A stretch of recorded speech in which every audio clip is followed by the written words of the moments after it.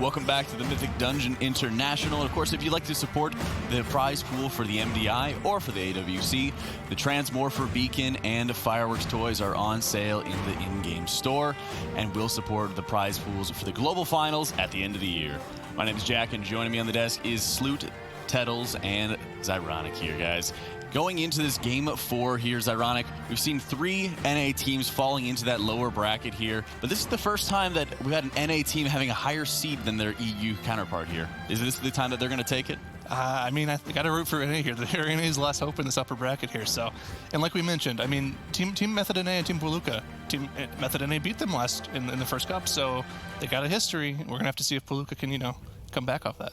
They're really going to need to as well. I mean, going into these maps, we're going to have Underrot to start us off with Tyrannical Teaming Quaking. This has been a map, Tettles, that they really haven't been too consistent on the side of Method NA. They've had some good strategies. Their execution has been a little bit shakier on that side. Having those extra deaths, having a couple times where they had to get people running back because they didn't have reses available, it seemed just to be a little thorn on their side that they couldn't quite shake.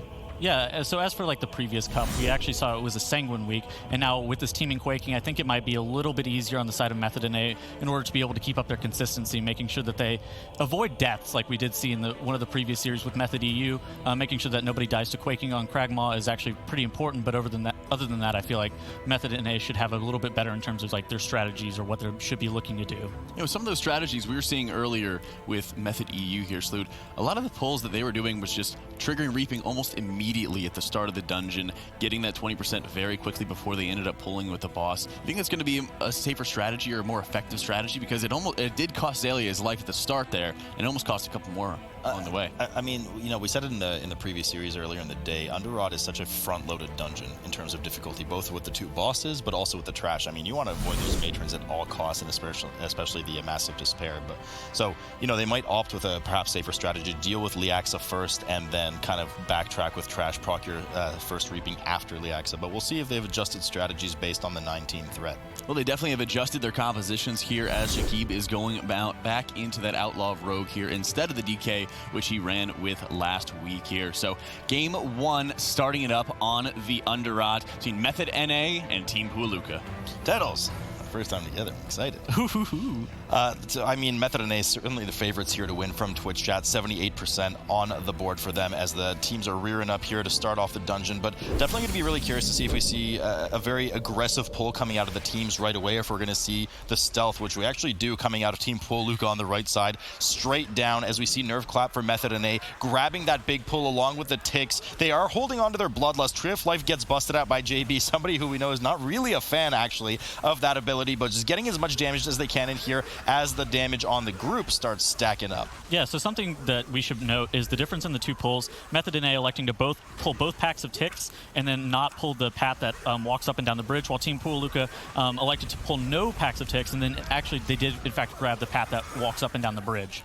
Important to note as well here that for Method NA, both of the both of the rogues are dwarves, if I'm not mistaken, so they'll have that stone form as a kind of DR or damage reduction cooldown later on, especially for the likelihood of Kragmaw, and they can also just get rid of a plethora of bleeds and debuffs on themselves, so they're opting to take that survival racial over the Shadow Meld because, well, they already are rogues, and they can just vanish as part of any team skip strat here. But once again, similar to Method EU counterpart, we're seeing Method NA move down to the mass group here with a matron on top of it. Really dangerous. Want to make sure you interrupt those Hallowed Despairs on the mask, and of course get those Dark Omens stunned, but a lot of damage coming in here on Nerve Clap as he just scoots over to the side, and fortunately at the time of that quaking, Tettles, the matron just kind of scurried off and charged in a different direction, so didn't get to finish him off. Man, those Omens are super scary, and you see Method NA jockeying for position, looking like they're about to pull Reaping into Elder Lexa here.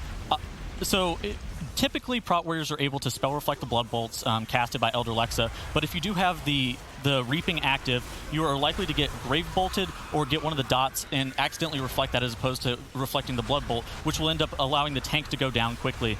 We saw it last time that we saw Method NA on Underrot. We actually saw Nerf get his Spell Reflect absorbed by one of the Grave Bolts, and he ended up going down. So making sure that if they do elect to Spell Reflect the Blood Bolt off of Elder Lexa, that they make sure that the Spell Reflect is timed appropriately. Certainly not something you want to have coming up, but what's interesting here as well, Team Puolukka has still not used use their Bloodlust.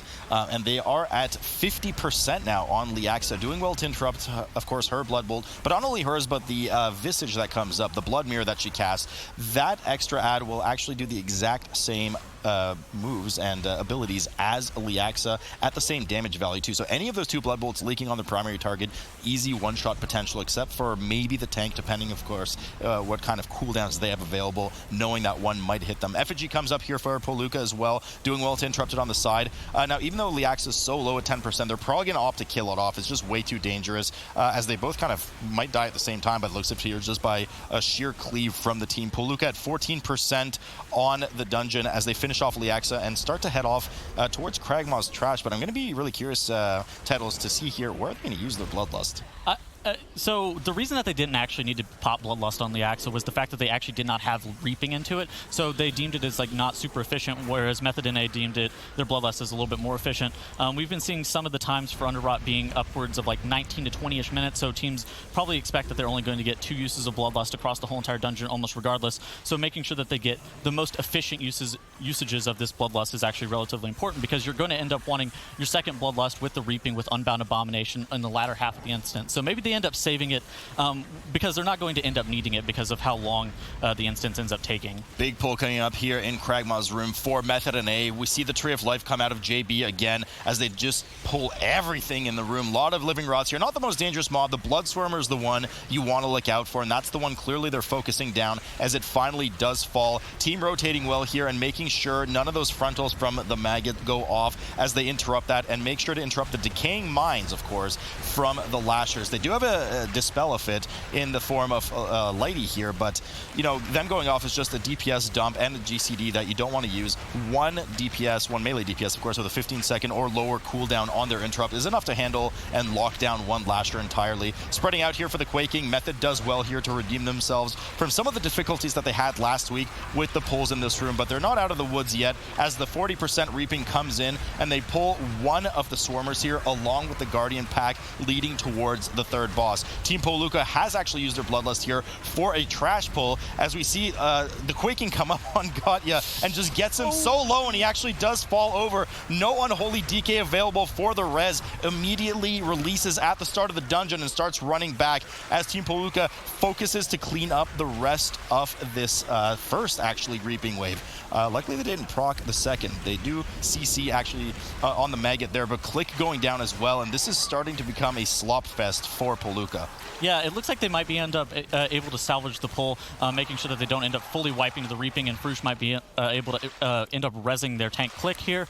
On the side of Method NA, they're having a significantly more clean run, making sure that even though they are pulling these reanimated Guardians into relatively big pulls with the Blood Swarmers and the Maggots and stuff like that, they are making sure that it's been clean so far, which is something that we were talking about earlier, making sure that they are able to just pull with great consistency is the name of the game for Method NA here. We thought that their strategies for the last week in Underrot were pretty good, but we ended up just questioning their consistencies where they were like bleeding deaths, getting just 1 or 2 people going down at points where they definitely should not have been. Yeah, and certainly this is oftentimes the story of Dr. Jekyll and Mr. Hyde here, but we're seeing the good side of Method NA come up here. The team that really solidified that second place finish at the end of West Cup 1 2 weeks ago, looking dominant here as they clean up the rest of Kragmaw's room. No casualties on the board. Procs that third Reaping and pulls into Kragmaw. Now, again, like the first boss in terms of danger on the tank, this boss absolutely crushes teams when it reaches that 100 energy with the Tantrum. A lot of damage coming in, and they could have some pretty poor timing, which is actually what spelt disaster for Method EU. You get a Quaking during that Tantrum, and if the healer's not well on top of it, pre-healing over time the group, then it could lead to some deaths, even a full wipe. Yeah, and we definitely see them choosing to take a similar path, and we do actually see Gotya going down again on the side of Team Puolukka, as you do see Frush end up rezzing him, as he does have a res with that Windwalker Monk. As for the side of Method NA, they end up electing to not pull one of the Blood Swarmers in the room. They're going to end up paralysing it or blinding it during the Tantrum cast as to not be able to pull it, and then they're going to end up Night Elf racialing it, Shadow Melding it off after the boss is dead. Yeah, certainly the most dangerous trash in this room. You can see that Blood Swarmer kind of hanging out in the background there. It does have a paralyzed slash sap on it, making sure that it doesn't break free. JB doing well to kind of get the group healthy and then run around himself in travel form to make sure that he stomps the ticks that spawn around the boss. Now, that's kind of a main mechanic to this boss. Outside of the tantrum that spawns them, you do have this frontal indigestion on the tank that you can outrange, which warriors easily do with a heroic leap, followed by a charge back into the boss. There is also a charge from Kragmaw towards a member of the team. We see it here right now. Spawns the same ticks. You want to make sure you stomp these little red auras before they turn into full-fledged mobs, else they will not only add a damage over time component onto the tank or their active aggro target, but when they explode, they deal a bunch of shadow damage to the group as well. Certainly not what you want when you see this kind of damage chunking. Here comes the quaking on top of it, but fortunately, it was just between ticks, and JB had it covered. Yeah, basically the only way that you actually wiped a Kragmaw on this week, it is tyrannical and it is quaking, so getting a really bad quake timing during that tantrum actually could allow people to go down, as we did see Method EU losing some people during the tantrum in the first series of the day. First series of the day. A good series, too. Team Puolukka here at 60% as well with the trash. They've dealt with their third Reaping Wave on top of Kragmaw. Pretty typical strategy that we see from teams in general. Nothing too crazy, but just dangerous, of course, with this tyrannical affix that we often see in Underrot so far for this MDI Spring Cup.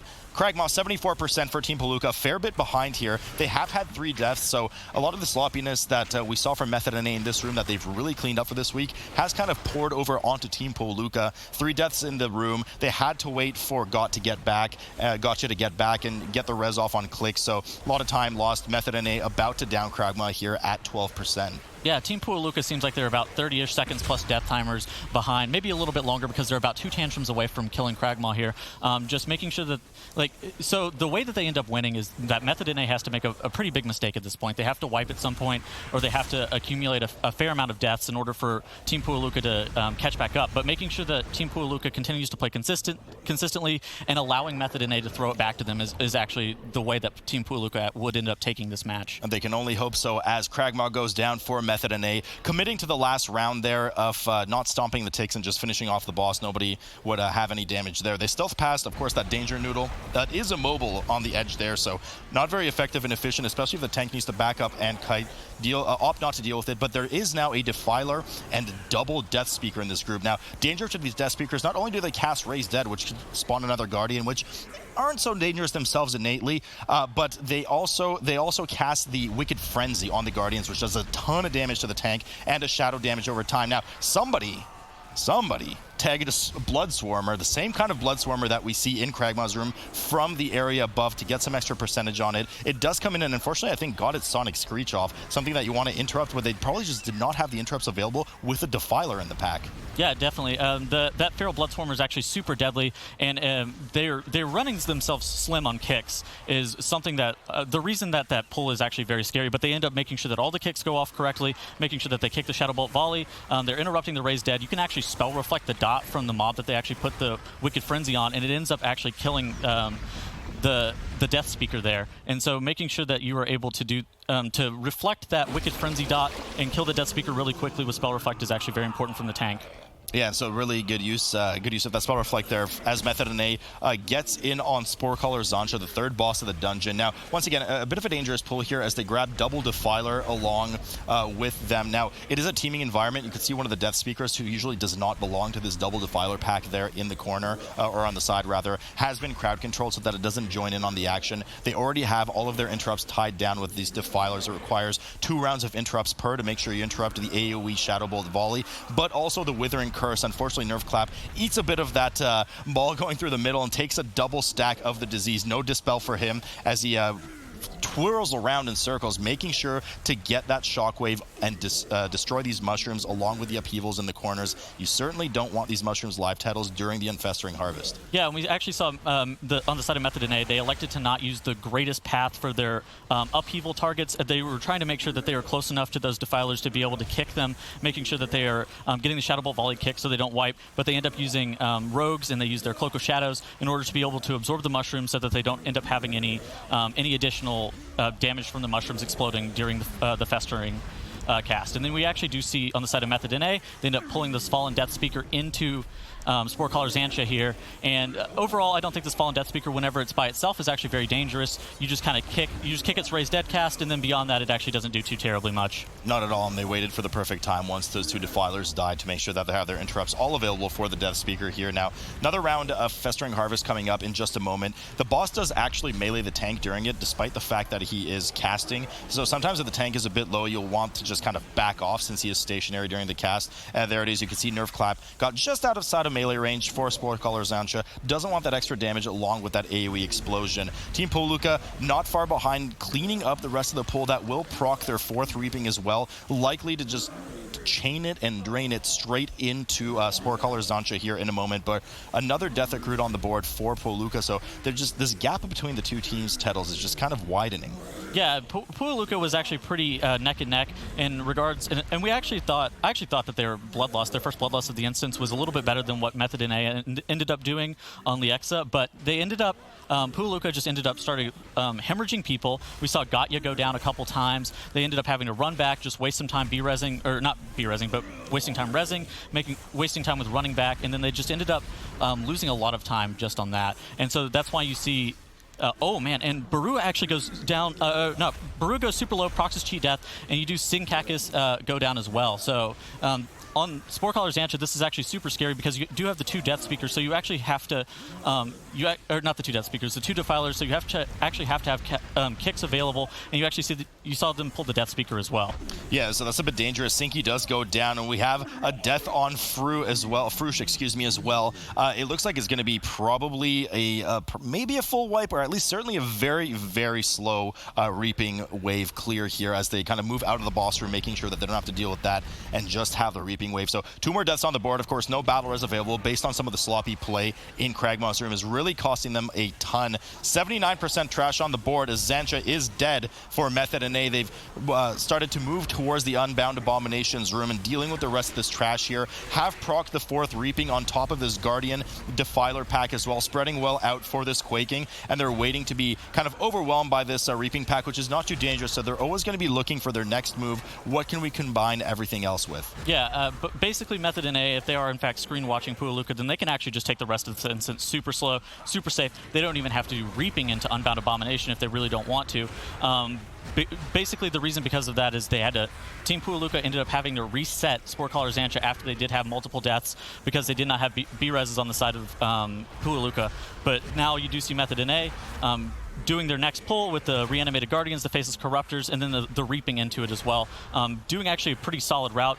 We've seen them actually be super consistent this Underrot. Yeah, no, this is definitely very impressive play from Method NA here. And they're playing, you can see they're well playing around a lot of their big CDs, their big cooldowns. They're waiting for the moments to combine big Reaping packs with big trash packs. You see the Tree of Life get busted out from JB every time. Keeps everybody nice and healthy.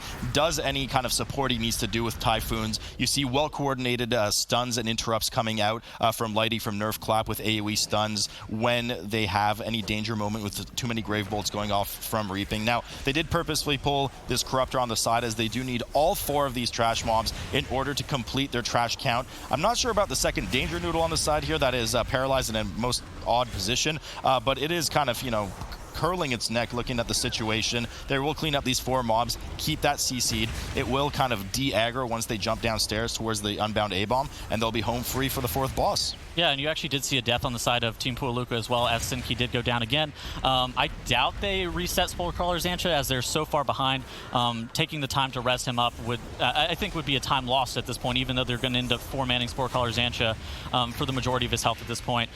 As for the side of Method NA, as you said, the Death Noodle paralysis out in the back, there's nothing too bad about it as long as it doesn't get its casts off and end up death bolting the whole entire group and killing them all. As long as it just like sits in the paralysis or the blind or whatever else, it's not going to be too dangerous for the whole entire group. Listen, Tettles, it's a Danger Noodle, okay? It's not a Death Noodle, so we'll have to discuss this after the cast. I'm quite disappointed in you. Team Puolukka now at 83% trash, Spore Caller Zancha at 47, but as you said, I mean, man, that Rogue dying is such a tough call there. The boss is Tyrannical 19, 60% health left. I mean, there's just, it's such a tough call. Do we reset the boss, res the rogue, try to go with 5-man again? Ultimately, they opt to 4-man, the rest of it now down to 40%. As Method and A, knowing they have this huge, comfortable lead, does not matter. They pour it right downstairs and grab the unbound A-bomb right away and just go to town as they pop their bloodlust and look to spawn that first round of blood visages as quickly as possible. Yeah, they were able to actually Night Elf off, Shadow Meld off the Reaping as well, and so they ended up not having to do it with the Unbound A-Bomb.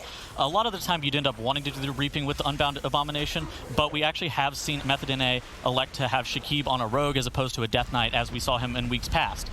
Overall, what do you think about this Rogue versus Death Knight decision from Method NA? I mean, it's, you know, it could be a comfort pick play as well. I mean, Shakib did kind of have some struggles that we saw last time on the Unholy DK. He did have a few spot deaths here and there. Certainly not something he wants to see. So it could be a comfort play. Could also just be that they decided, hey, we're really not playing that effectively around having the Unholy DK. So we're just going to do things our way, and it's It's working out quite well for them here as they well position and bait the breath frontal from the Unbound Abomination in the same direction every time as we saw in the previous series to make sure that they can move around the room in a circular fashion and constantly kite the spores as much as possible from only one side of the room. Now, they have to be careful of stacking here titles for the Quaking, but this provides a lot of opportunity for Nerf Clap to get some free kills on these spores and proc that Victory Rush. Yeah, Victory Rush actually allows Protection Warriors to be fully topped throughout the whole entire fight of Unbound Abomination, requiring almost no external healing.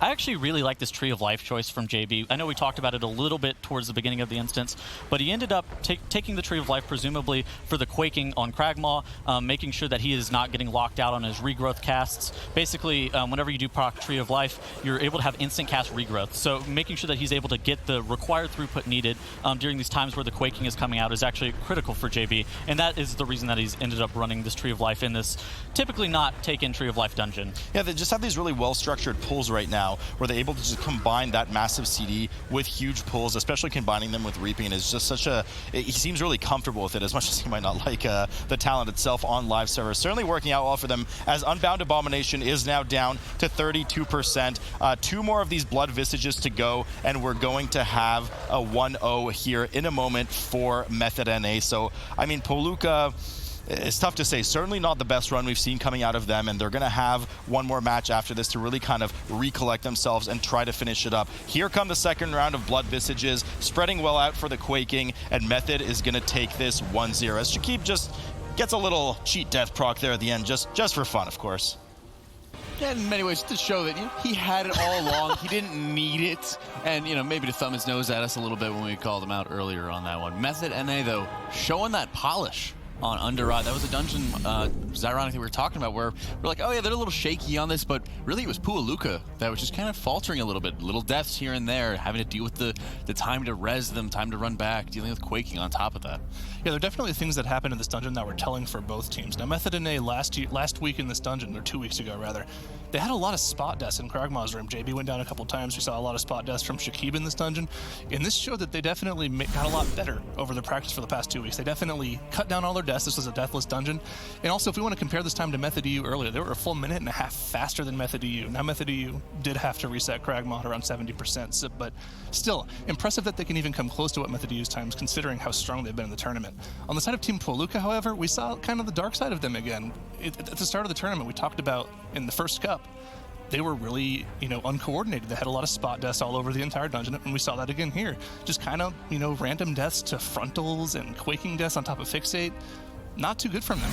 Yeah, and that's really, we were hoping to see that extra step up, since we were kind of seeing a couple instances here, Tettles, where they're bringing the Elemental Shaman the previous week. They weren't able to have the Night Elf skip. It was just kind of wasting a little bit of time over here. But it really just doesn't seem like they're quite as comfortable as they want to be on this dungeon. I mean, I don't think it was actually because of the Windwalker Monk versus Night Elf stuff. They didn't, the Windwalker Monk versus Elemental. I mean, they ended up wasting a lot of time just by bleeding out deaths, like Zyronic was saying earlier, and moving forward in the Shrine of the Storm on the Necrotic Bursting affix. We're going to be like, it's going to be very difficult for them to not bleed out deaths just because of how nasty those affixes are in that dungeon.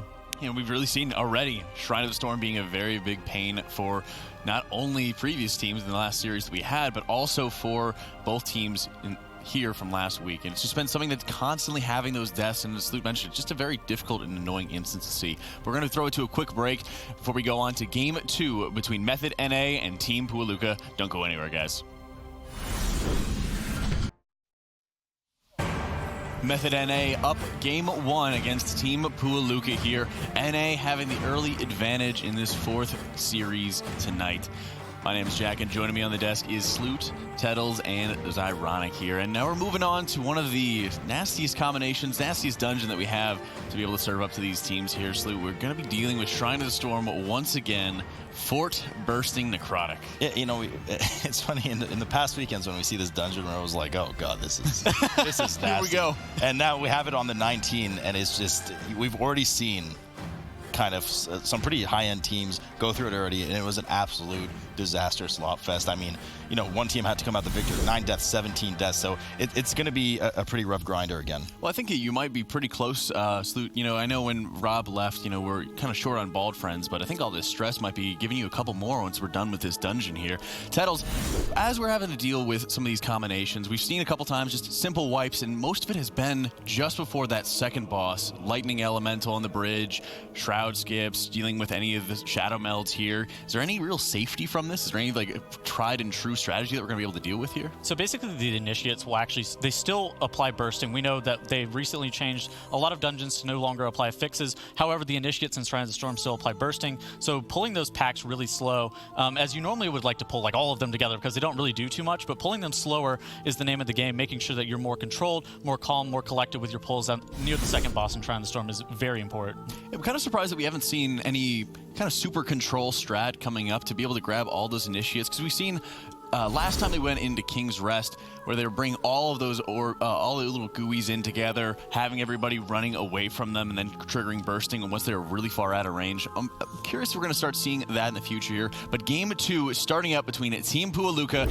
and a Method NA on Shrine of the Storm. This is going to be a bloodbath, and I love to see it. Now, just so much danger coming, Tettles, from a lot of trash that is usually not too dangerous. Even the neutral gooeys here that we're talking about stack up the necrotic on their primary target, so we're seeing a collective pull here from Puolukka as various members go out in different directions to do what will likely be a huge pull coming up here with a Bloodlust popped here for Team Puolukka as they get all of these attendants together and a Templar. Now, folks, I know there's only about 5-6 mobs on the board here, but these are very dangerous mobs, Tettles. Yeah, basically all of these mobs need to be interrupted. The Spiritualists end up casting a healing men, and it'll end up healing all the mobs up to like 25% per cast, so making sure that those get kicked.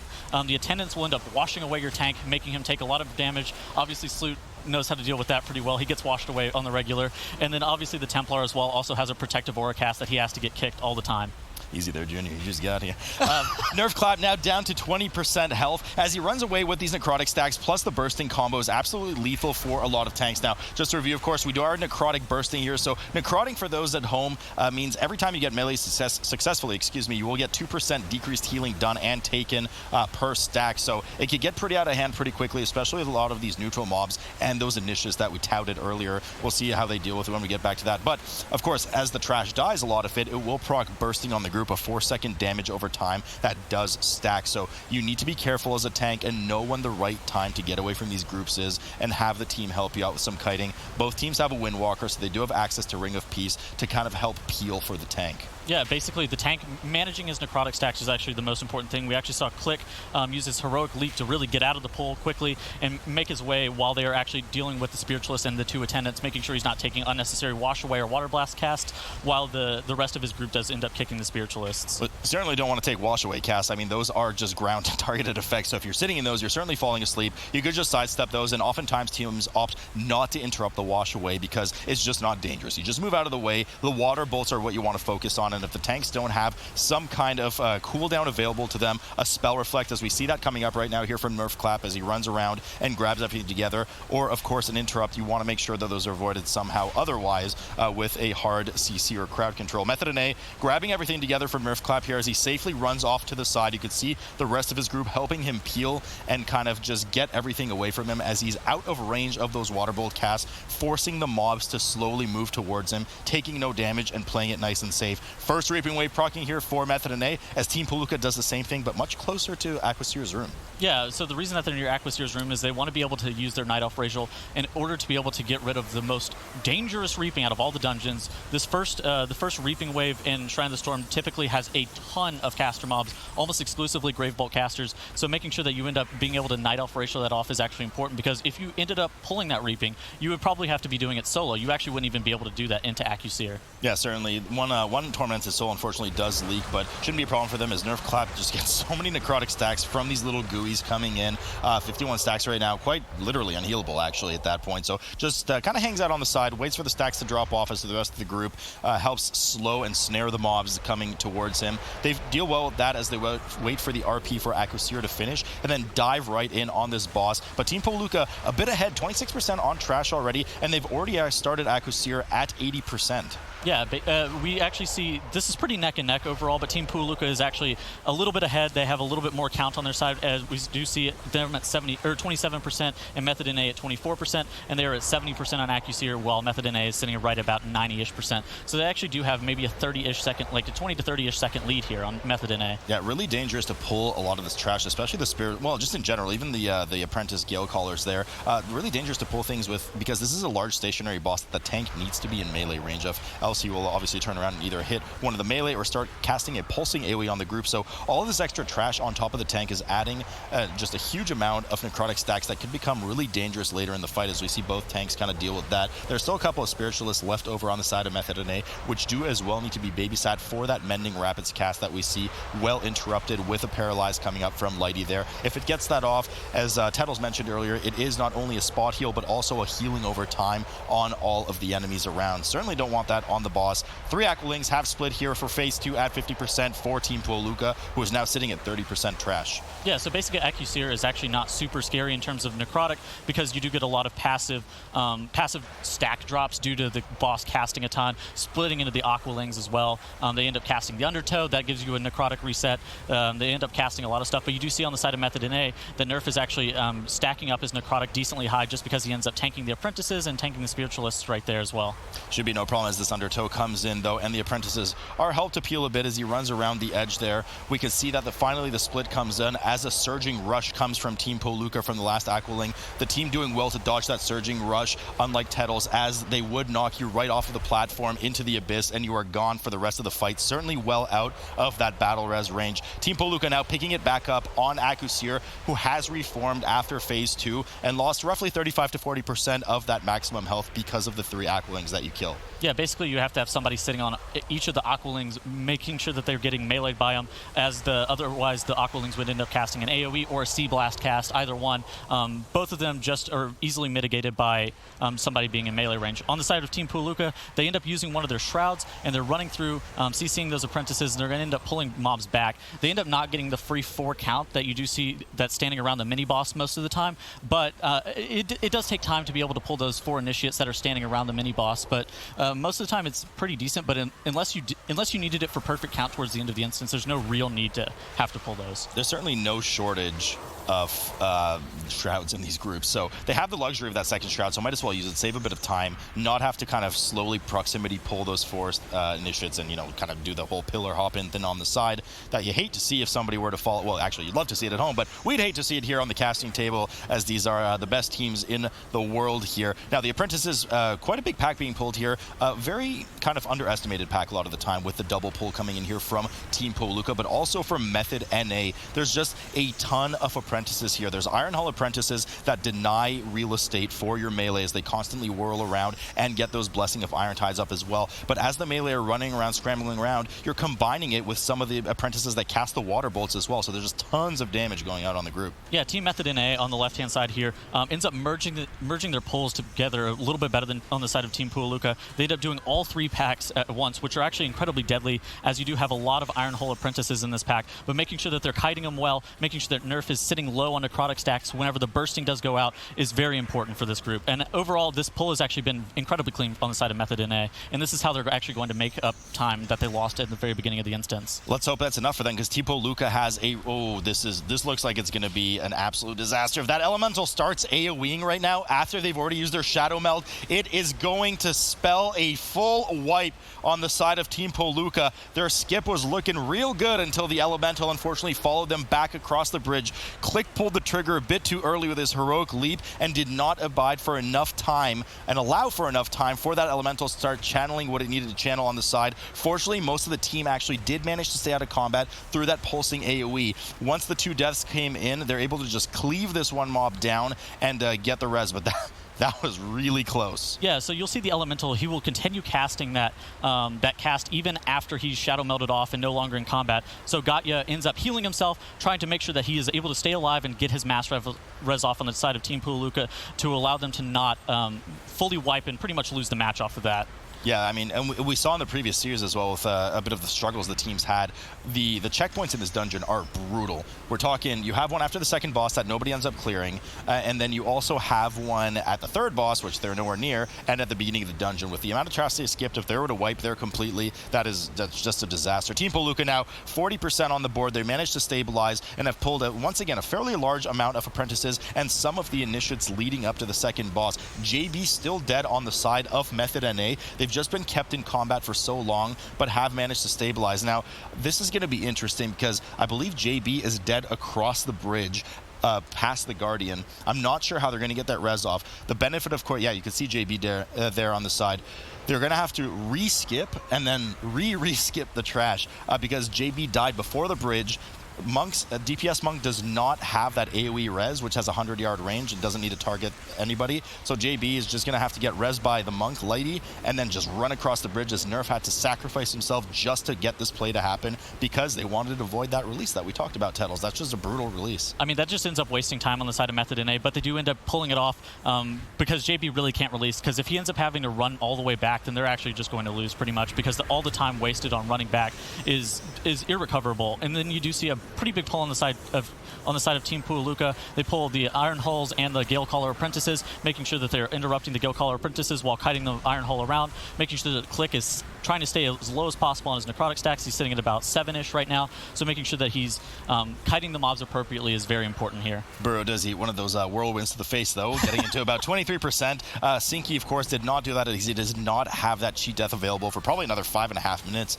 Proc pretty recently. They pull in another 8-pack of initiates here, looking to cleave everything down at the same time as to not extend the stacks for too much, as all the pre-hotting and healing gets pumped out from Gatya. A lot of damage coming in on the group. Manages to keep everybody pretty healthy, but not healthy enough as Barua procs his cheat death as well. Now that's going to be locked out for 6 minutes. Method and A looking to kind of string back up and catch up, but they're still dealing with most of the trash before the second boss. So Brother Ironhull actually drops a zone where you actually take reduced damage taken. I expect them to kill those initiates. It looked like they should have probably killed them whenever that aura came up, that circle on the ground, but they ended up just nuking them down as quickly as possible. Obviously, they don't have any issues there, killing the initiates and staying alive there, as they did whenever Barua there procced his cheat death a second ago. Something that we actually saw on the side of Team Puolukka that was actually incredibly important is they started spam eating their sugar-crusted fish feast in order to be able to get some free healing, making sure that they are able to try to get as much free healing as possible while Gatya is trying to AoE heal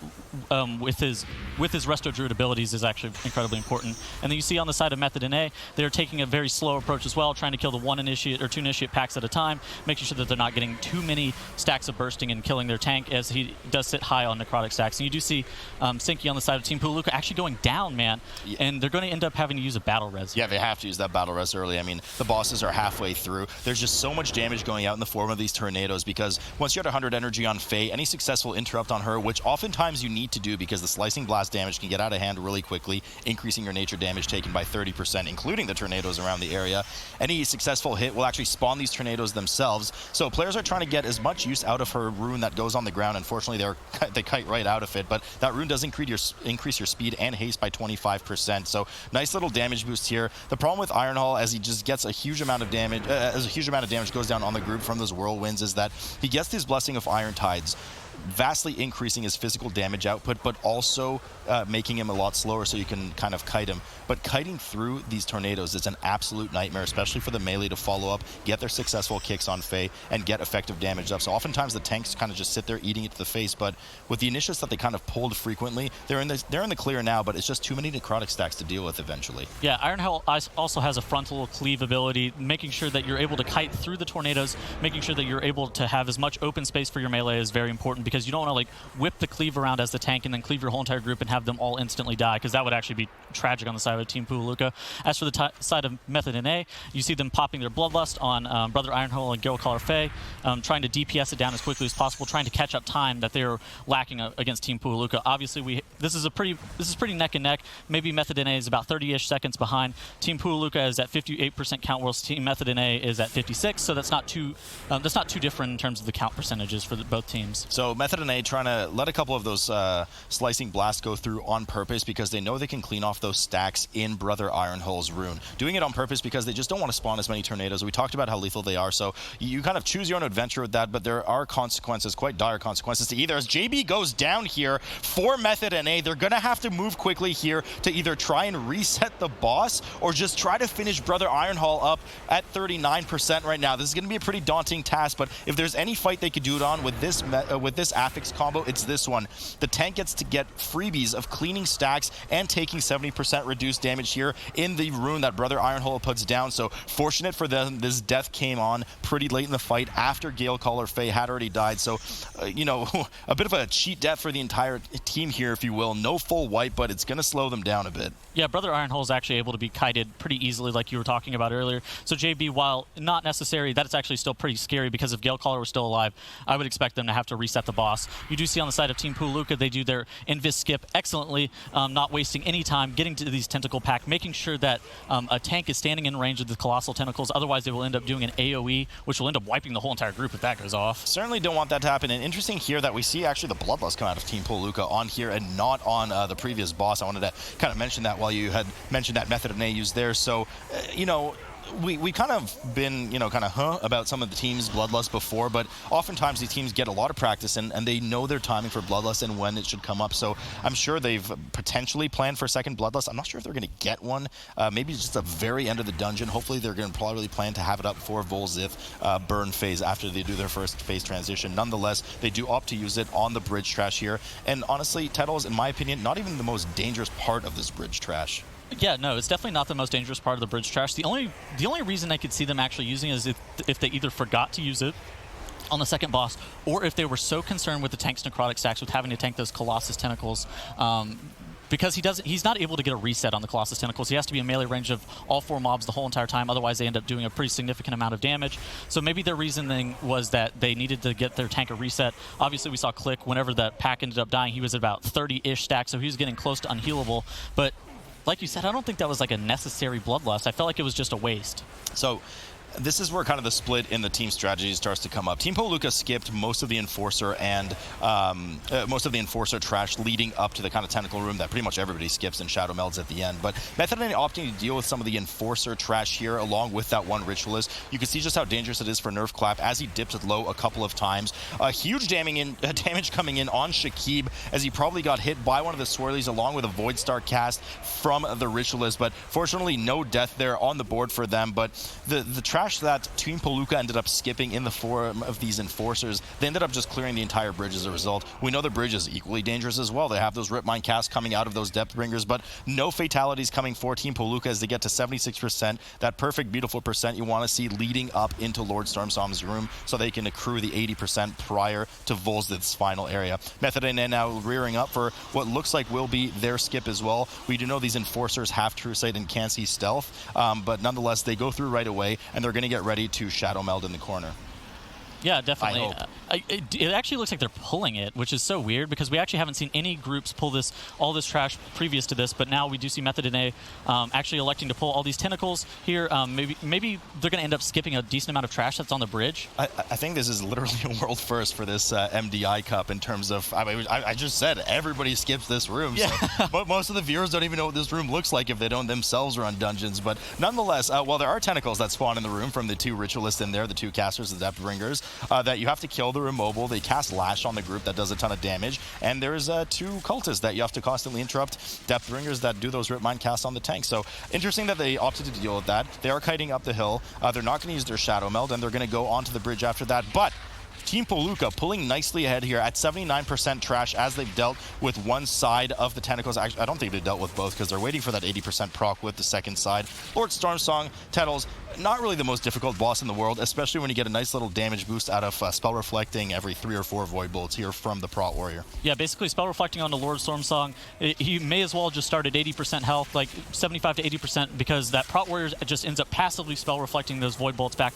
onto Lord Stormsong. That's actually just free damage that you end up getting. It might not show, it doesn't show up on the damage meter here, but I promise you, that boss is taking a lot of damage from himself. Yeah, I'm actually kind of curious to see exactly what percentage it chunks him for, so I'm waiting to see that little blue shield icon pop up again above Click. Not available. Oh, there it is right now. Yeah, so a fairly big chunk of damage coming in from the Spell Reflect on Lord Stormsong.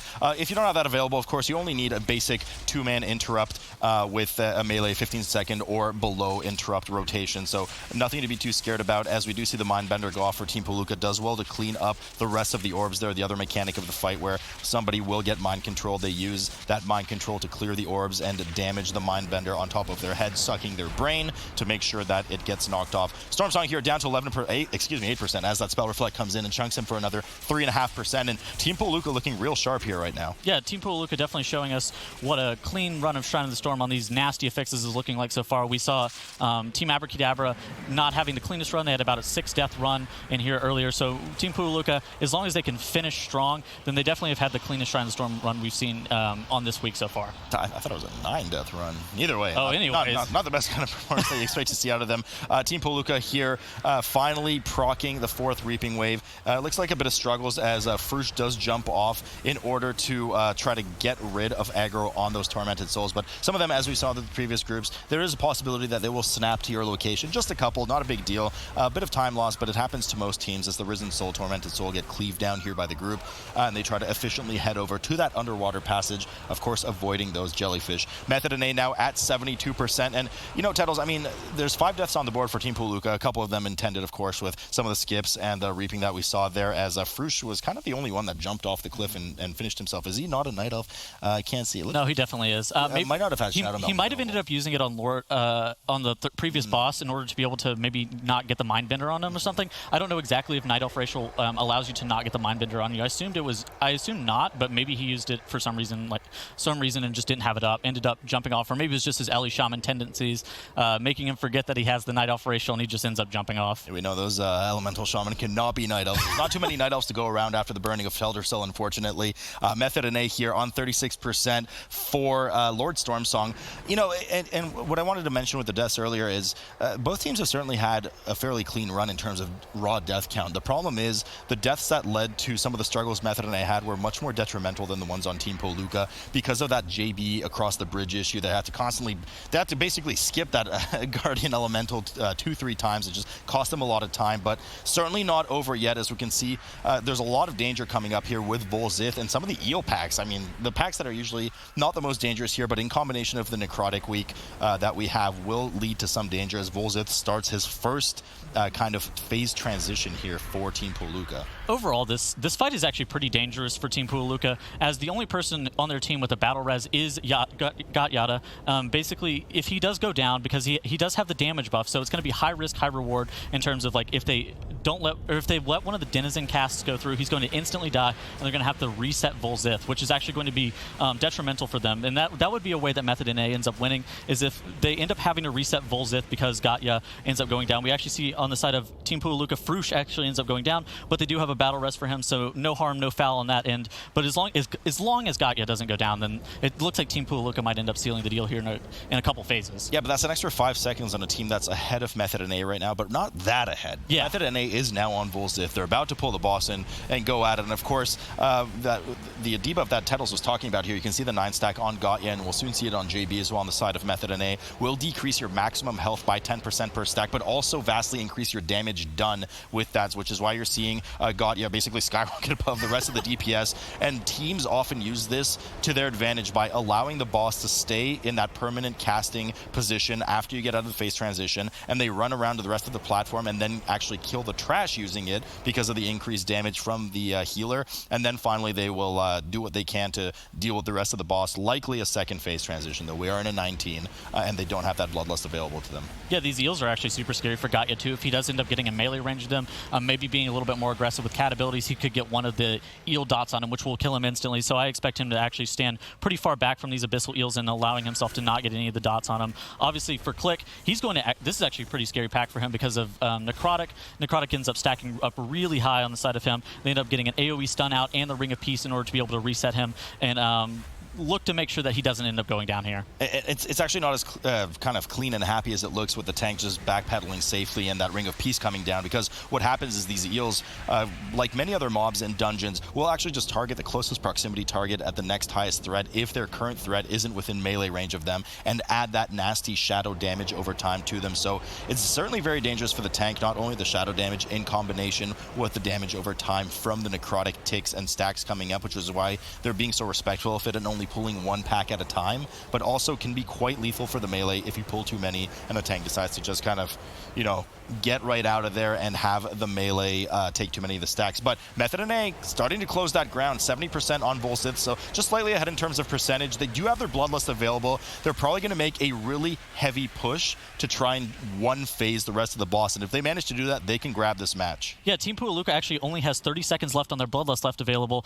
so either they proc their Reaping, they stand around, or they end up doing 2 more phases on Volsith here. I don't think any of these options are very good, but it looks like they're just going to end up standing around, waiting a second, and doubling down on trying to one-phase this boss here in a second. A lot of damage coming in on Nerf Clap as they pull double eel pack, something that we didn't see Team Puolukka be so aggressive about, but managed to pull it off quite well here. Only a couple of necrotic stacks here and there on the 2 rogues, and some of the shadow damage stacks. Managed to deal with them properly as Nerf Clap desperately runs around, grabbing the next set of eels, looking to get close to that 5th Reaping Wave. Bloodlust has been popped on the side of Team Puolukka as Volsith's health is just melting down, 30% now, but they need to beat that 100 energy on the boss or he will trigger another phase transition. Yeah, this next phase is actually going to be super tight. You actually do see the manifest ads running around. They're using their Rings of Peace and their Ursul's Vortex in order to be able to keep them at bay from Volsith. If they hit Volsith, it would probably instantly phase him at this point because he's getting super high on energy. They make Volsith increase his energy taken, and they end up exploding for a little bit of AoE damage. And you actually do see Volsith go down on the side of Team Puolukka. They end up pulling the last eel pack of the instance, and this should be it for them. Well, they're certainly not done yet. There's 15 seconds in favor of Method NA because of the death difference on the board, as Method NA tries to follow suit and just get as much damage in on Volsith right now as they can to finish off the fight and deal with, I believe they only have 1 eel CC'd on the side. There's still a couple of eels right there for Team Puolukka as they finish up, so 15 seconds on the board for Method NA as they do whatever they can to keep those manifestations away and finish up the match, but time is ticking for them, and it looks like they will not be able to catch up, and the series is now tied at 1 apiece. Team Puolukka there taking the back control here in this series, tying it up at 1-1 in what is a little bit less messy of a shrine run than we've seen previously. Here is ironic. We weren't having as egregious of wipes or biggest mistakes, but they were still there. Yeah, no full wipes out of either team. It still was a little bit sloppy. We still had several deaths on both teams as well as some bad bridge skips. But compared to the shrine we had earlier today, that was a lot better. Yep. Going into this, definitely interesting to start seeing, you know, some of those little mistakes that we've always kind of had a problem with of going on to that bridge. And even as we mentioned before, we were talking about how lethal it can be going through those, and even having a couple deaths there is ironic onto that second boss. Yeah, so, well, the second boss, I mean, the second boss was kind of dangerous for Method NA. It's kind of what set them behind and might actually have lost the dungeon for them. Having that healer go down, which really only at that point is just dealing damage, and that was a pretty big loss for them. And as we're going through this next round is going to be on the Motherlode here, but you hate to see it. You definitely do hate to see it. But before we go into that, let's talk about that Team Puolukka wipe, though. They almost had a full team wipe. It looked like they were about to, but for some reason they were able to stay out of combat. Yes, yeah. This is a huge heads-up play from them here. So we noticed the Guardian Elemental is coming down, and at this point you can see they're all shadow melted. They're all in stealth. But what good players will do is they'll recognize they're in combat here. So we see Frush instantly going into Elemental with Click. They go down, and even though this Elemental gets an Electrifying Storm cast off, God is able to heal everyone through it. They're able to stay out of combat with the Elemental, reset their combat, and get the res off. If this was a full wipe, they would have had to go all the way back through the dungeon and most certainly would have lost this dungeon. Now, was it just because they weren't healing themselves through that storm and they waited until the storm actually ended, then started healing themselves from that damage that they didn't get in combat with it? Because I noticed they were just watching themselves kind of ticking down right at the end there. Right, that's exactly what it was. Yeah, and going for that, though. So much ironic. You nailed it, man. Next round's going to be on Motherlode here, Sloot, and you gave me a little oof there with Tyrannical, Teeming, and Grievous. Particular favorite here for you? Motherlode is basically innately teaming already. And you add teaming on top of that. There's so much trash in this dungeon. It's going to take so long for the teams to chew through. And we have Grievous. And Grievous, you're familiar with it. Not the most favorite affix of healers in general, but there's so much kind of splash and residual damage that goes on the group in this dungeon. I say it every week. You got the grease guns going out for the mech jockeys. Oh, there's a melee getting chunked, starts the Grievous train rolling. You have those... the oafs. I always forget their name. They're basically lumbering ogres. Yeah, the ogres that they kind of just charge one of the distant players. They get a lot of damage there. You just have a ton of damage and area denial from the peacekeepers coming in. So there's already so much damage on top of teaming with the group, and then you're just going to start snowballing into Grievous. It's going to be kind of rough. But if I'm not mistaken, this was one of their time trial dungeons, so it's something that they should technically be quite well versed in. Yeah, and at this point, you're going to be looking at how well practiced they're going to be and how well they're going to be performing as well. Method NA versus Team Puolukka on Motherlode going to be right after this break. The series now tied up 1-1 between Method NA versus Team Puolukka here as we go on to Game 3 on the Motherlode. This last dungeon in the series is one of the time trial maps, and it's one where Method NA has a pretty significant advantage here with over a minute, Zyronic, in advantage here on time trials, but there might be a little bit of comp changes as well from time trials here. Yeah, like you mentioned, a minute and a half advantage in time trials. In addition to that, Method NA runs that Unholy Decay that Team Puolukka has never run. And in this dungeon, it's a Motherlode. It's already a trash-heavy dungeon. It's also teaming. So there's so much trash in this dungeon, they're going to be doing giant pulls with Reaping. The Unholy Decay is going to do massive damage. And I'd be shocked if they didn't run Unholy Decay in this dungeon. Yeah, it's really just been that kind of name of the game when they're actually having so many pulls of Reaping into boss or just being able to shadow meld off some of the Reaping there. We saw quite a bit out of Method NA previously on Motherlode, being able to do such a good job of running through that third wing, that R&D wing, shadow melding everything off, and then diving right into the third boss there. That execution has just been so much cleaner for them in this dungeon compared to some of the other ones. And at this point, Saluda, you got to give a favor to them. Yeah, maybe. Yeah? Okay.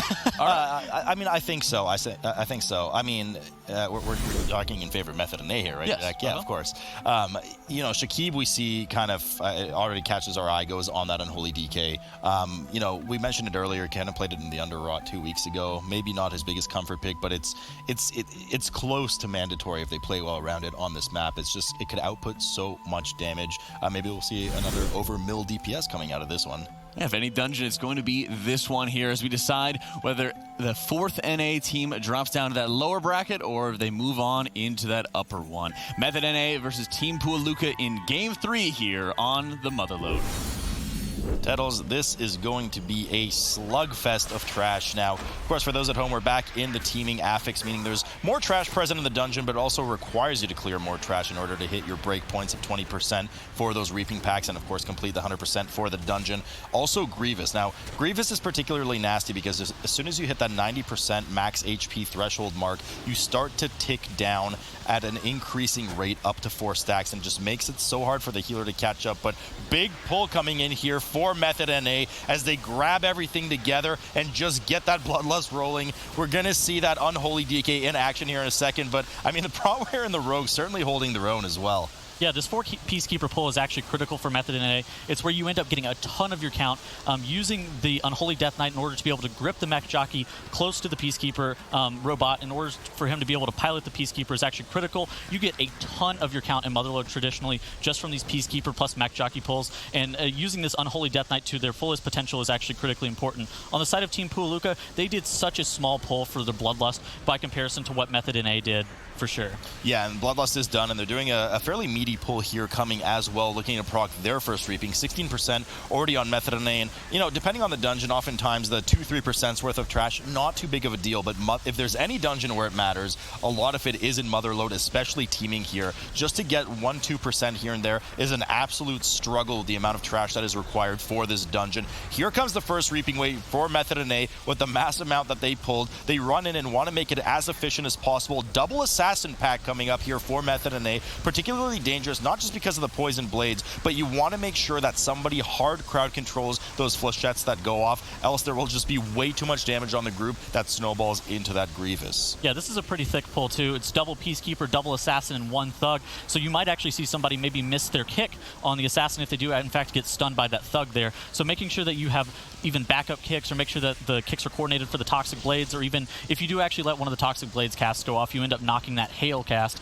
is critically important on the side of Method NA. It would be rather toxic. Don't want that happening. Team Puolukka now dealing with their first reaping wave here at 25%, trying to make the most efficient use of it possible as well. Now, there are, as you mentioned earlier, Tettles, it's really important that you get those mech jockeys in the Peacekeepers, because all you need to do is kill the Peacekeeper, which is not that easy because they're dangerous in the first place, but you get basically both percentages worth of trash because the mech jockey automatically dies when that Peacekeeper dies too, so you get a nice bump up on your trash percent, which is why you see these teams pull these large dangerous mobs, because the high risk is worth the high reward here. Method NA using one of their Shrouds as they start to kind of get likely a central position here with what I expect to be some pretty large cooldowns coming up. Maybe not actually. They kind of stealth just safely over to the last pack before the first boss. Typically though, we do see most teams getting around 80, 90 sometimes % of the trash done before the first boss, so we'll see exactly when they decide to get onto that unit. Yeah, so for most groups, they ended up pulling like 4th-ish reaping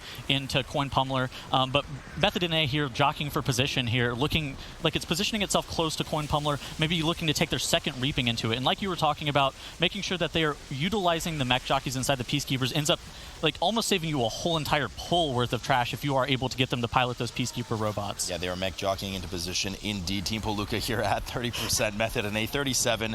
Looks like they will prop their second round of reaping as they stand to kind of invade the room of Coin Pummeler here, the first boss, dealing with the rest of the trash as they back up. But lot of trash coming in here. Is that 1, 2, 3, 4 Peacekeeper pull again as Nerf Clap. Now, Nerf Clap kind of kiting around in circles around the boss room here. Now, these Peacekeepers are very dangerous if they actually connect with the tank, but because of the frequency of their casts and their general lumbering slow movement, it is pretty easy for the tank to actually just get away. So this is a 5 Peacekeeper pull, and they don't have any splash damage on melee, so the melee can just kind of have full uptime on them as long as they're not attacking from the front with the shield, which makes them immune, and of course avoiding the AoE disorient on the ground. But this looks like a great pull, but part of the problem with it is the Warrior, who outputs so much damage, is just kind of not really doing anything. They're just running around inside on the corners, not getting a lot of damage in, so hopefully worth the efficiency for them as that 40% reaping wave comes in. Similar on the side of Team Puolukka, here comes the 40% reaping wave. Yeah, like you were saying, the Warrior's damage is lacking, but additionally the mobs aren't even clumped up, so they end up having to almost kill the Peacekeepers 1 or 2 at a time because they aren't clumped up. While it might be a little bit more efficient for you to be able to get 5 Peacekeepers at once, because that's like really efficient in terms of pulling, they're definitely not the most efficient in terms of like the mobs aren't clumped up enough for the group. Obviously on the side of Team Puolukka, they do their reaping into a pack. You see their 1 Peacekeeper plus the reaping here. Obviously this is a pretty clean pull. Team Puolukka I would say they're actually pretty far behind Method NA here. Maybe, I don't know. It's just taking so long to choose these Peacekeepers. Both teams are 1% trash difference between the two. I see what you're saying. There's going to be a nice surge of trash percentage here in a moment for Method NA as they skyrocket above 50%, these Peacekeepers falling. So certainly, hopefully worth the percentage in the end. They're going to proc their third reaping with this Peacekeeper here, and what it looks like likely take it into the boss and just cleave everything down together as they get out of combat momentarily. Coin-operated Crowd Pummeler indeed does get pulled here for Method NA, but I mean, that took a while. Team Puolukka, you are right, is behind. Not too behind, though. But let's focus on this boss here. We're in a tyrannical setting, and this boss particularly has some interesting mechanics, most importantly with, of course, those foot bombs that go down, that all eyes, of course, on the North American team and how well they're going to kick those balls back into the boss. Yeah, Grievous plus the foot bombs, like you were saying, is by far the most important thing here.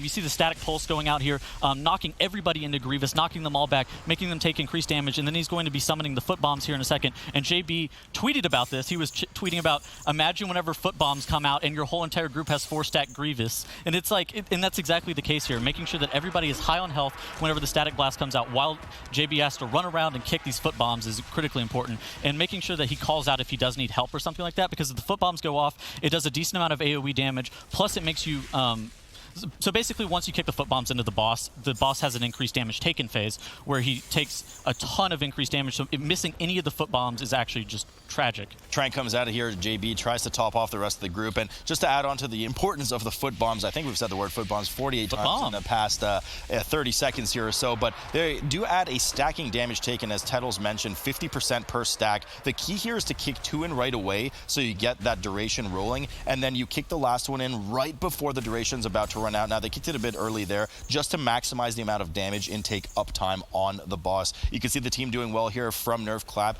kiting the boss around minimally as possible, around in a circle, getting away from those coin piles, as the boss will absorb those coins, and for every pile that he successfully absorbs will increase his damage by 10% per stack. Certainly something you don't want in this 19 Tyrannical with already the damage that the Static Shock puts out that snowballs into that Grievous. Yeah, so on the side of Team Puolukka, they ended up proccing their 3rd Reaping of the Instance, finally tying up and slightly passing the count that Method NA has been pulling. But you do see on the side of Method NA, they're at 15% on coin-operated Crowd Pummeler. So they're actually, I would say they're end up about being like 30-ish seconds ahead. And you actually do see Froosh go down, the Monk going down on the side of Team Puolukka. They end up electing to use a Battle Res in order to get him back up as quickly as possible. He needs to get back up. You actually do see one of the Rogues here popping their Cheat Death as well. Obviously not optimal, but as long as that nobody else goes down here and you have to run all the way back, it's actually just going to be okay, but obviously not the most optimal thing on the side of Team Puolukka. Yeah, losing a lot of time just kiting back and forth here as they had to res Froosh. We have, of course, the Cheat Death for Sinky, as you mentioned, Tettle. So a little sloppiness from Team Puolukka, certainly costing them a lot of time, while Method NA cleanly moved through the coin-operated pummeler. Now up to 61% trash. Of course, they pulled that 3rd Reaping Wave into the boss. Opted not to do more trash in the front of the dungeon that I mentioned earlier. We actually see teams kind of deal with in the 80-90% mark. So they're going to have to deal with a lot more trash leading up to the second boss, Azrock here. But Nerf Clap kind of desperately running around in circles right now. Cannot get healed out of that 4-stack Grievous. Finally gets a bomb of a heal on him as they manage to go through here. Froosh down again on the side of Team Puolukka. No battle res available for them. It's going to slow them down a fair bit as they clean up the rest of that pack too. Mass stealth coming up here for Method NA as they go straight up the hill to Azarok. So looks like they're doing a bit of a, I would say, non-traditional route in terms of trash percentages here. Most teams come up here in the mid to late 90s worth of percent and then kind of cap off their last Reaping, just getting rid of it with Shadow Mode at the 3rd boss. But we'll have to see what they have up their sleeve, as Azarok is already pulled back-to-back boss almost here. Yeah, so I actually expect them, as soon as they get these Earth Ragers down, I expect them to pull the Taskmaster pack that you see on the left-hand side of the screen there, kind of out of line of sight. I expect them to pull it into Azarok, because after these Earth Ragers are down, the boss doesn't really do anything. He kind of summons one Earth Rager every so often, but it's nothing really scary. And on the side of Team Puolukka, they're still getting their count at the very beginning of the instance, like we were saying, is more of a traditional route, making sure that they're getting all the Peacekeepers available to them and getting the most efficient count possible in the first half of the instance, because most of the time, you really don't want to pull the back half of the instance because the Masterminds are super scary. But in this pack in front of Azarok is also super scary with the Taskmaster, because he doesn't take, he ends up casting an ability where he doesn't take any damage. So most of the time people elect to not do it, but if you're getting a decent efficiency in terms of your cleave with Azarok, and then you get your Reaping into Azarok as well from that Taskmaster pack, it could actually be a pretty good pull, especially on the side of Method NA with this Unholy Death Knight. Yeah, the Unholy Death Knight, and they're about to have their Bloodlust come up in 15 seconds here. Not the best, most optimal comp this meta we're seeing with a heavy melee for Azarok, as these Earth Ragers do chase targets and fixate on them, adding a stacking damage over time bleed that could get pretty out of hand, especially in this tyrannical setting. So a bit of damage lost there as the melee had to deal with the first 4-pack at the start, but they are now in this kind of stable, almost boring part of the fight where nothing really happens. They just have to avoid the Tectonic Smash Frontal, and as you mentioned, Tettles, indeed they do pull that large pack of trash on top of the boss. Now, the most dangerous part here is not actually even the Taskmaster. He does a bit of damage on the tank, denies some some damage done to the mobs with an AoE aura that decreases the damage taken. It's actually the Earth Shapers. Earth Shapers cast an Earth Shield on some mobs that, well, just Earth Shield we know gives you some healing and some absorb for these mobs here, but really the most dangerous thing is the cast on the tank. If any of those bolts go through, it could actually just nuke Nerf, which is part of why we saw him get so low in health in the first place. Yeah, and you also do see the Wonton Zappers who actually end up killing themselves with Final Blast towards the end of the cast, forcing the melee out of melee range, because if somebody actually did get hit by the Final Blast, then they would instantly go down. You see the Earth Shields, they're actually able to get purged off, but obviously being an Alliance team, you don't have access to a purge unless you're like running a unholy or a demon hunter or something like that. On the side of Team Puolukka, they actually have had their battle res available to them for about 2 or 3-ish minutes, and they're going to be pulling into coin-operated pummeler, and they're going to be electing to pop their Bloodlust here. Yeah, so Team Puolukka in a more traditional route here, 91% of trash done. They're going to be waiting for the first round of foot bombs to come out before likely pulling the trigger on that Bloodlust, as you mentioned. Just a moment, we see the first one come in here. Got you on the side. Immediately, you see the Spark Up coming up from the Bloodlust. So we'll have to see just how efficiently they get through that boss, as Nerf Clap, once again, just getting some struggles to get out of that 4-stack Grievous for Method and A. But JB does manage to stabilize him, or hopefully will manage to stabilize him in a second. I spoke too soon, and we see the 90% threshold finally go off, gets rid of that 4-stack, and most of the trash is done there too, as they proc their 4th Reaping Wave on top of Azarok, who is at 6% health now. Should be downing that in just a moment. They did really well with a lot of those kicks earlier for those Rock Lances coming out of the Geomancers.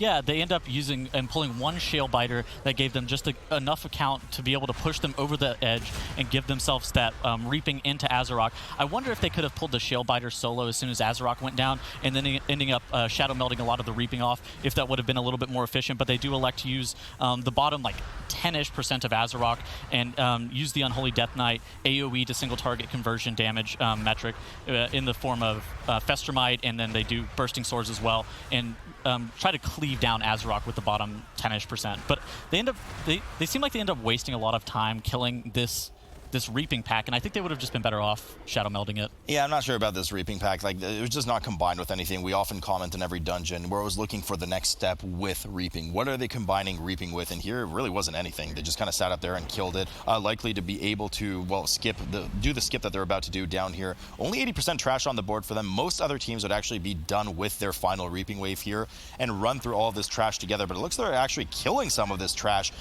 Something we're going to comment on in a while, as we see. Oh, easy there. Let's get you some gravel. As we see actually the Mastermind being pulled as well. There's a lot of danger coming in here. Mastermind's kind of a mini boss style mob, just can't be CC'd. A lot of frontals, a lot of self-healing on the mob, but they just do a ton of damage and clean it all up. Decide, you know what, it's not as dangerous as we think, and we have enough burst damage and AoE crowd control to just get everything down before the casts get too out of hand. There's 93% on the board for Method and A, as Team Puolukka is just now finishing off with their coin-operated crowd pummeler.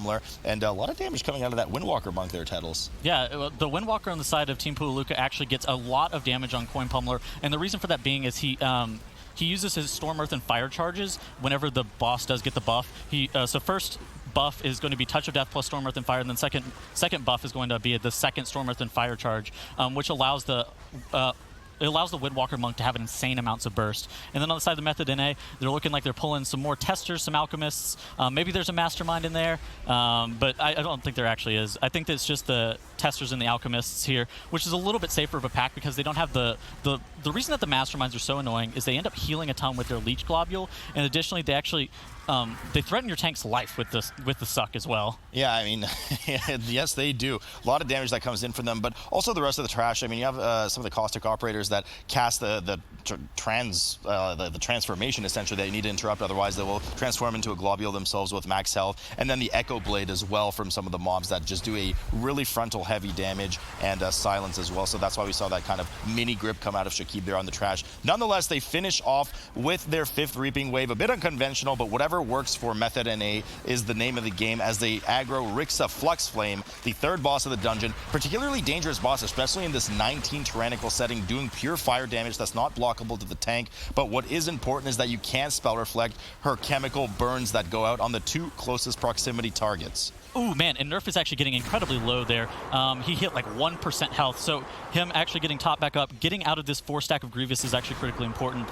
not only can they actually spell reflect that dot, they're actually able to diffuse magic it too. So they're able to actually rotate a spell reflect and then a diffuse magic and then another spell reflect, and then they're going to rotate between dispels and then cloaks or AMSs and stuff like that in order to be able to not have that dot on the players. I was just going to say, it certainly doesn't end there. This team has no lack of utility in terms of the chemical burns going out on this boss. Other general mechanics on this boss, of course, we all know, and for those of us that don't know, she will do 2 rounds of Azurite goop puddles on the ground that the players can bait with their location. Upon doing so, she will do a propellant blast, as we see here, baited in the direction of one of the players. You want to make sure you aim it towards those piles on the ground to kind of clean up the platform and have as much real estate as possible when kiting the boss in circles. Some of the area denial will come, unfortunately, not at your control. There are some pipes that shoot lines of the goop across. We can see some on the side of the screen for Method NA. Team Puolukka still clawing at the bosses, trying to catch up. Azurok now at 50%. We know how long that boss takes, and they've already dealt with their 5th Reaping Wave. Nerf Clap getting chunked here by the fire damage from Rixa once again as they move out of the next puddle.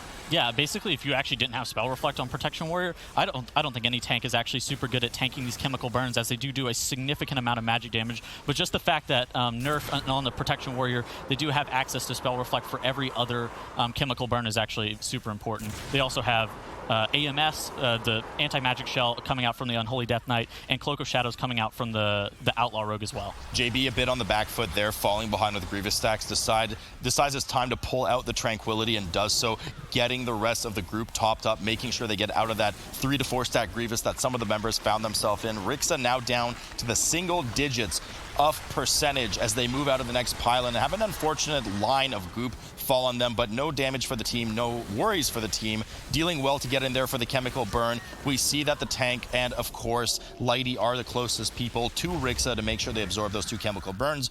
Boss keels over, and they get ready for the final trash skip leading up to the final boss. So typically people end up just kind of death skipping at some point of this, because there are a lot of mobs that do have True Sight here. But if you're able to pat through and you do have good, if you do have good patrols on this back half of the instance, you're actually able to avoid all the True Sight from the mobs here. However, you do see Nerf popping the Lightfoot, everybody running through, and they're going to be popping their Night Elf Shadow Meld Racial as soon as they are out of line of sight and far enough away from these mobs that they don't have True Sight on them. Perfect skip coming out of there, coming out of Method NA there, excuse me, and 0 deaths on the board. Team Puolukka is so far behind at this point, as they're only now running up to Rixa Flux Flame, the boss we just saw Method NA kill on the side. They have 3 deaths on the board to boot, so it's going to take an absolute miracle for Team Puolukka to catch up here in the form of a Method NA wipe, but they know this boss inside and out as they start phase 1 here. You can imagine this platform as a kind of 3x3 grid, and you will have these floating heads on the side that will deny you 1 column and 1 row of that 3x3 grid platform. So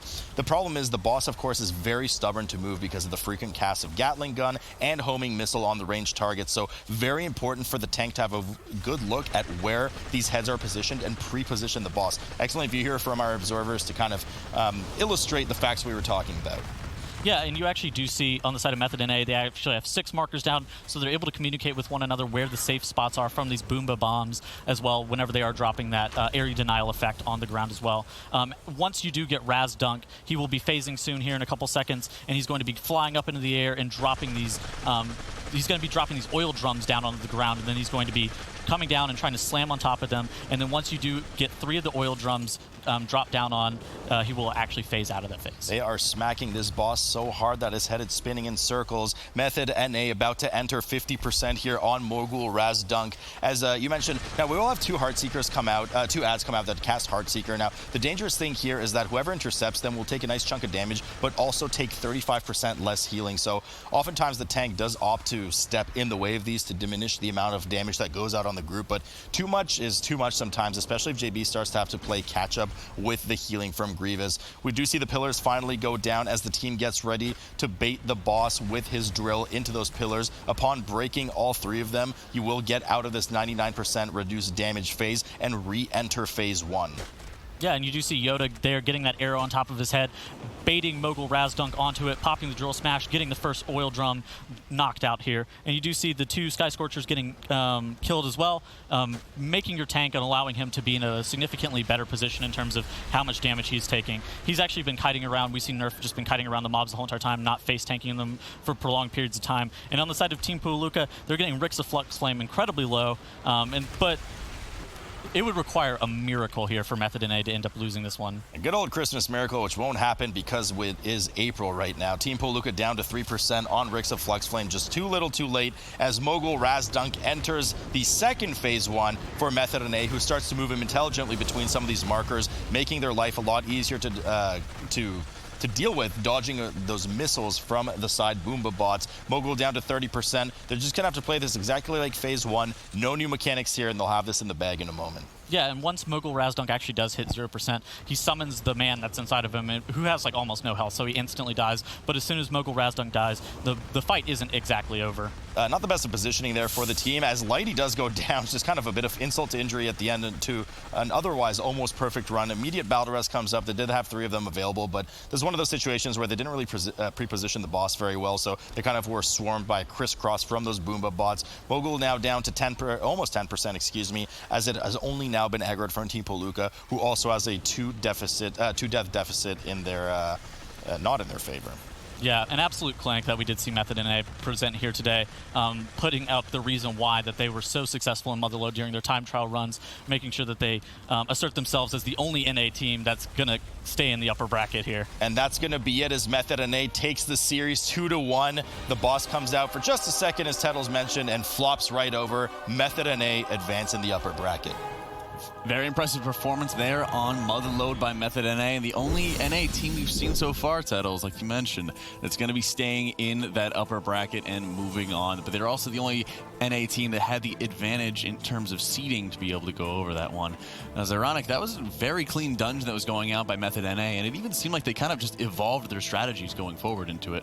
Yeah, I believe Tettle said it best. It was an absolute clinic. I mean, if we looked at the polls that they did, they definitely evolved their polls. We saw Puolukka kind of using the old strategy, the first 2-week strategy. But Method NA kind of did a more a clean strategy. They decided to only pull all the Peacekeepers in the first part of the dungeon, getting to about 60% trash compared to the 90 we're used to. And then they went through to the second boss after killing the first boss instantly. And instead of dealing with trash on the way to the second boss, they just pulled it into the second boss once all of the Stone Ragers were dead. So they got the efficiency of clearing the trash down with the boss, compared to Puolukka, who was just kind of doing separate trash and boss. And I mean, this time was so ridiculous. It was even better than their time trial time. This was a complete clinic.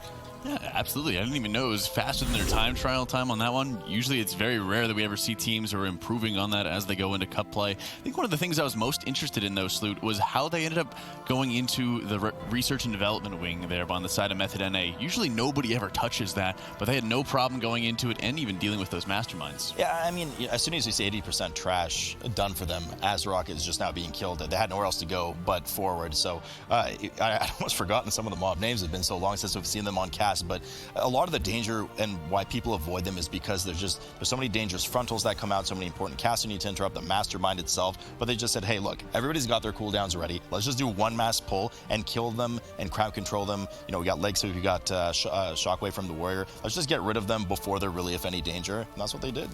It was also interesting with the weapons testers, though. Like you mentioned, they have the frontal. They've also got the knockback with it.